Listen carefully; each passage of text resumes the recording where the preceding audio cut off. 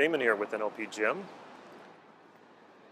Having false confidence or trying to go at self-esteem and confidence directly, and the problems that occur when you try to do this.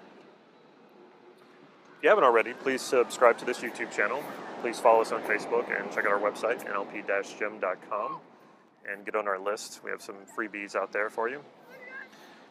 So this thing about false confidence and a false sense of self-esteem, as a parent, I understand the importance of building your child's self-esteem. And self-esteem starts at a very early age.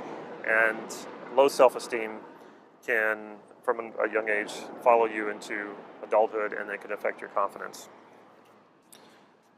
The problem with trying to go at self-esteem and confidence directly is that there's no reference for that experience. For example, if I've never climbed a mountain before and I build myself up, do affirmations, and try to convince myself that I can do this really well even though I haven't done it before, this can create a lot of problems for me. It could be dangerous. So we don't want to build confidence or a false sense of self-esteem that doesn't really exist. What we want to do is we want to build reference experiences, and we want to attach good coding to those reference experiences. So what do I mean by that? For example, when dealing with children, by telling a kid that he's a good kid over and over and over, they don't have a sense of why that is true. So they say, okay, great, I'm a good kid, and that's just how it is. And they don't know necessarily what things they do that are good, unless you're relating it to something, you're directly connecting it to it. And for example, okay, you're a good kid because you're a good kid because you, what have you. Well, there was a study done on math skills for American students. They ranked really low. I forget the exact number, but we ranked like behind 30 countries, and some of them were third world countries. It was actually kind of embarrassing. However, American students ranked the highest in their sense of confidence and their math skills. So obviously this is a big problem. If you're super confident about something and you're not very good at it, chances are you're not going to try to become better at it. And it's not going to serve you very well to have all this confidence for nothing. You're not getting any better. So all these other students from these other countries had the skills, and their confidence was a little bit lower, but I don't think it was necessarily lower. It was probably just really grounded. It was probably just self-aware, like they knew where their skills were and they knew where they needed to improve. The American students, though, they had all this confidence about their ability, but they were lacking in ability.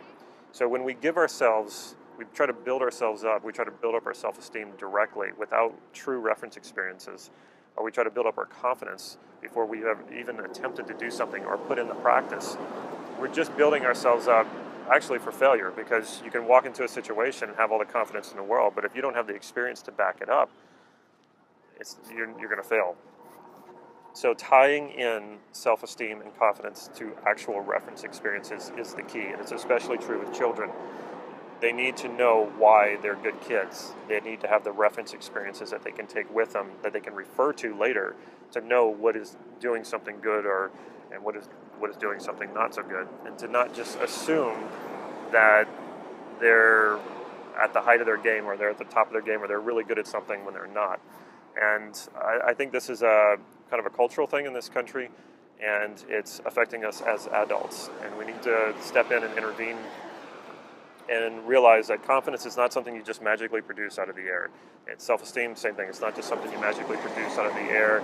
And if you say enough affirmations, if you look at yourself in the mirror and say enough nice things to yourself, or you compliment yourself with self-talk.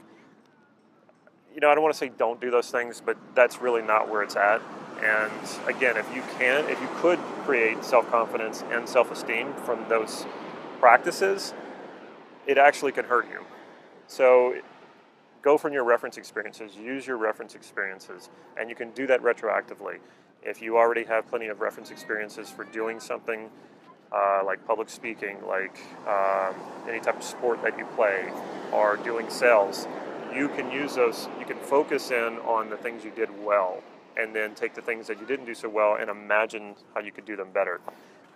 This will serve you so much more than affirmations. As always, check out our website, nlp-gym.com, follow us on Facebook, and subscribe to this YouTube channel. Take care.